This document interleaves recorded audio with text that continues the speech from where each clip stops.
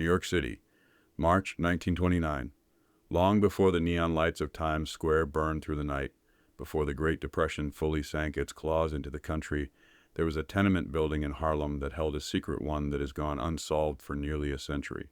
Tonight, we're going to talk about a man named Isidore Fink, a Polish immigrant, laundry shop owner, and by all accounts an ordinary man living an ordinary life, until the night he died in a room that he had locked from the inside.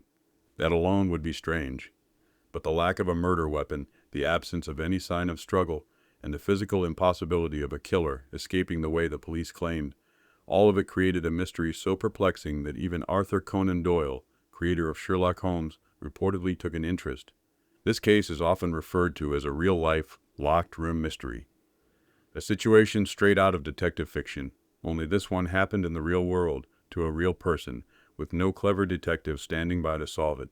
In this episode of Human Wreckage, we're diving deep into the strange, eerie, seemingly impossible death of Isidore Fink.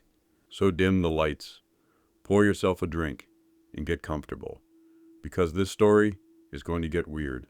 Before we get into the night of the incident, let's talk about who Isidore Fink was. Fink was a Polish immigrant, one of thousands who fled Europe seeking opportunity in the United States. He arrived in New York with very little and worked long hours to build a life. He eventually opened a small laundry business at 4 East 132nd Street in Harlem. He lived in the back room of his shop, a modest, single room with a bathtub, a bed, and a phonograph. People who knew him said he was quiet, private, and a bit paranoid about crime. And to be fair, this was New York in the 1920s. Burglary, armed robbery, street violence, these weren't rare events. So Fink did what many did. He took precautions. He installed multiple locks on his doors. He nailed his windows shut from the inside because he feared intruders. His place was a fortress with only one entrance and no working windows large enough for an adult to get through. In other words, this was not an easy man to get to. He worked late nights, pressing shirts, scrubbing linens, ironing collars for Harlem's residents. Customers described him as industrious, always moving, always working. He didn't drink. He didn't hang out in speakeasies. He wasn't known to gamble or keep dangerous company. As far as the world knew, Isidore Fink lived a quiet, simple life, which is exactly why what happened next made so little sense. On the night of March 9th, 1929, something or someone entered Fink's locked world, and whatever it was, it left him dead on the floor of his own home, without leaving behind a single clear clue. It was around 10:30 p.m. when a woman named Mrs. Lockstam, a neighbor who lived upstairs, heard something unusual. Shouts and what sounded like a struggle coming from Fink's room. Concerned, she did what most of us would do in that situation. She called the police. 2 officers arrived not long after. When they got to Fink's laundry shop, they found the door locked tight, bolted from the inside. They pounded on it, shouting Fink's name, but got no response. They tried the windows next, but every window, small, high, and narrow, was nailed shut on the inside, and even if they weren't, they were too small for an adult to fit through. Except one window did have a small transom panel, which was open but not enough for a person to enter. Just enough for light, maybe air, and as it would turn out, just enough for a police officer to slip through with difficulty. One of the officers, a smaller man, managed to squeeze through the transom and drop into the room. What he found was chilling. There was Isidore Fink, lying on the floor, face down, a pooled shadow of blood forming beneath his chest. Nearby was his ironing board overturned, clothing scattered across the floor. But what was missing was even more curious. There was no gun, no knife, no weapon of any kind, and no sign of anyone else in the apartment. No hiding places, no closets, no back doors, nothing. Just a locked room, a dead man, and no weapon. The officer checked for a pulse. There was none. Blood seeped through Fink's shirt from what would later be identified as 3 gunshot wounds, 2 in the chest, 1 in the wrist. Gunshot wounds, but no gun. A locked room, but no intruder. A man murdered, but no logical way for the killer to have escaped. It was, from the very first minute, a paradox. And it only got stranger. Within hours, the room was filled with detectives, medical examiners, and police photographers. And immediately, they ran into problems. First, there was no gun residue on Fink's hands. This was 1929, not the era of advanced forensic testing. But even then, a suicide by gunshot at that close range would have left some signs. Fink would have had to fire the gun, drop it, then somehow make it vanish. in a locked room, before dying. Impossible. So the police quickly ruled out suicide. Then came the windows. Investigators tried to open them. Every one was painted or nailed shut from the inside. They checked the nail heads for damage or marks. Nothing. They were undisturbed. The door, it had 2 locks, both engaged, and to lock them from the outside, you would need a key or a miracle. Fingerprint dusting revealed nothing useful. No signs of forced entry, no picked locks, no jimmied hinges, nothing disturbed except the overturned ironing board. And then there were the gunshot wounds themselves. One wound, the wrist. That alone suggests a defensive injury.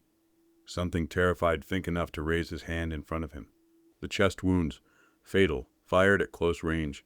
But coroners couldn't determine an exact distance due to limited forensic tools. Most puzzling, there were no bullet holes in the walls or ceiling, which means the bullets must still have been in the body or lodged somewhere. But the killer's gun had vanished. Then came the timeline problem. Mrs. Lockstem, the neighbor, reported hearing a struggle, but officers arrived just minutes later and found the room locked. The killer couldn't have escaped without being seen, unless they left before she called, but that contradicts the timeline. Police considered the possibility of a very small person or a child slipping through the transom. But the opening was only 8 inches high, barely enough for the officer who squeezed through, and he had to force his way. A child assassin? Not likely. Another theory? The killer fired the shots through the transom window from outside. But there were no bullet trajectories consistent with shots fired downward, and the wrist wound suggested a struggle in close quarters. Ultimately, the NYPD, after weeks of investigation, labeled the case death by gunshot wounds inflicted by a person or persons unknown. Unofficially, many officers considered it unsolvable, a true locked room mystery, something that defied explanation. But that didn't stop the public from trying to offer one. Over the decades, investigators, criminologists, mystery writers, and armchair detectives have all taken a crack at solving the death of Isidore Fink.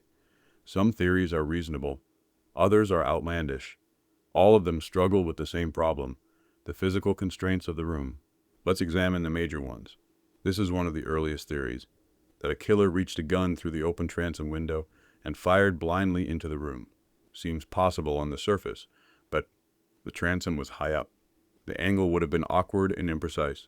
The defensive wound on Fink's wrist suggests Fink saw the attacker and tried to shield himself, unlikely if shots came from above and behind him. No bullets were found on the opposite wall where they would have been expected. This theory falls apart fairly quickly. The killer was hiding inside. Perhaps the murderer entered earlier, before Fink locked up for the night. But where would they hide? Fink's room was about the size of a studio apartment bed, ironing board, bathtub, a few shelves. No closets, no alcoves, nowhere for a person to remain concealed for hours. Unless the killer and Fink knew each other and spent time together willingly, but there was zero evidence of that. Suicide with a missing weapon. Some skeptics claimed the police simply failed to find the gun, or that Fink somehow disposed of it. But how? There was no chimney. The windows were nailed. The door locked. No hidden compartments.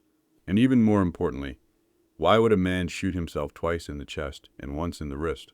This one doesn't hold water. The killer escaped before police arrived. This theory tries to reconcile the neighbor's timeline with the locked door scenario. Maybe she misheard the timing. Maybe the killer fired, fled, locked the door behind him somehow, and escaped into the night. But the door locked from the inside using 2 locks that could not be engaged from the outside without a key. And even if the killer had a key, why relock the door? Why not flee immediately? Police arrived within minutes. The timeline is tight. Not impossible, but highly unlikely. The rapidly fading consciousness theory. Some criminologists suggested Fink was shot from outside, not through the transom, but through a crack in the door or wall, and then staggered around inside, overturning furniture, before collapsing. But again, no bullet holes in the walls. Gunshots at that angle would have been noticeable. The wound on the wrist suggests close-range conflict. Another dead end. Murder by someone small enough to escape. The small assassin theory. A child or extremely petite individual slipped through the transom. It's technically possible, but no evidence supports it. Fink had no known enemies, and no children were suspected or witnessed nearby. It's an explanation born from frustration, not facts.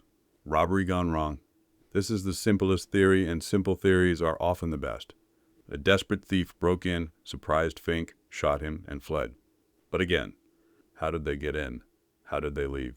The windows were nailed, the door locked from inside. Unless the killer had a key, but police found no sign that Fink had given a spare key to anyone, and he was notoriously cautious.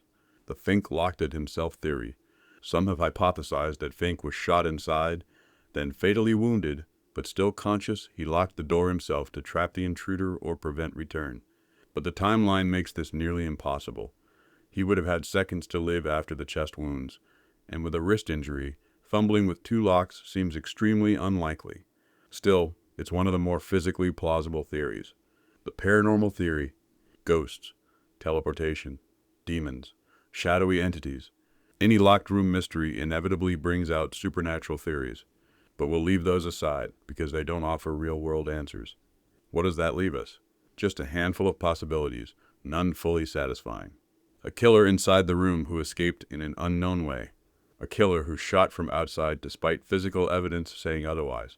Fink, in a burst of pain-driven adrenaline, locking the door after being shot.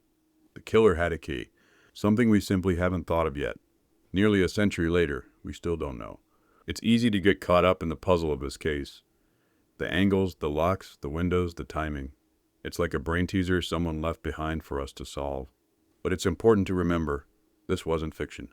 This was a real man, a hardworking immigrant who crossed an ocean to build a new life. Someone who probably woke up that morning expecting another ordinary day, ironing shirts, scrubbing collars, stacking folded clothing for pickup.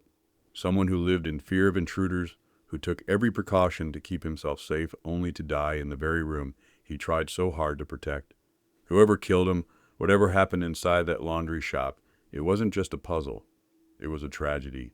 A life ended violently, mysteriously, and without justice. That's the real heart of any unsolved mystery, not the intellectual challenge, but the human cost. In the decades since, investigators have attempted to reconstruct the crime using modern forensic techniques. Criminology students have built replica rooms. Escape artists have tried to simulate the conditions. Locked room mystery writers have used the case as inspiration, attempting to solve it by narrative logic. One compelling attempt suggests the following. Fink may have been shot by someone he knew, someone he willingly let inside. A struggle ensued. Fink raised his hand, was shot in the wrist. He attempted to run or block the exit. 2 more shots hit his chest. Panicked, the killer grabbed the gun and fled. Fink, bleeding out, stumbled toward the door. In a moment of confused instinct, he may have locked it, perhaps thinking the killer was still inside, or simply acting on impulse. Then he collapsed. This theory answers some questions, but creates new ones. Why was there no blood on the door or lock? Could he physically lock the door after being shot twice in the chest? Why did no one see the killer escape? Why was nothing stolen? Another modern theory suggests the possibility of a very thin shooter slipping through the transom. Gymnasts, contortionists, even children could theoretically fit through an 8-inch gap. But is it likely? Not particularly. And yet another theory suggests the killer used a string or wire mechanism to lock the door from outside after slipping out, but locksmiths who tested this scenario found it extremely difficult. In the end, modern reconstructions always fall short, because even with updated science, we're still missing the most important element. We weren't there. And the one person who can't tell us what happened. The mystery of Isidore Fink persists for the same reason all great unsolved cases do, because it disturbs us. It challenges our assumptions about the world. Locked doors are supposed to mean safety. Rooms are supposed to obey the laws of physics. Crimes are supposed to follow patterns. But this case doesn't.